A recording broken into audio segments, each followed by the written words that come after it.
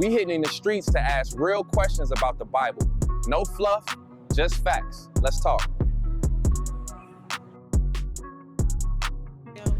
Yo, real talk fact. Who told you that Hebrew scriptures don't matter anymore?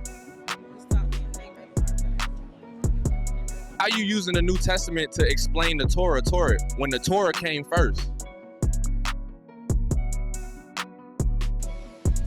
You can't use Paul, who came thousands of years later, to explain Moses. Can newer writings really explain the original foundation? You can't. That's kind of backwards. Who does that? Oh yeah, church folks. If you need a book written thousands of years later to explain the first one, something's backwards. Make it make sense. Oh, wow. So you're telling me Moses spoke in riddles, and 1,500 years later, someone just fits the description? That's not prophecy. That's rewriting the past. You see how crazy that is? Anyone can take traits from the old scrolls, write a new book later, and then claim the old one was talking about it. That's not prophecy, that's confusion. See you later for another Street Walk edition. If you like this, subscribe to Restore Renew. Shalom.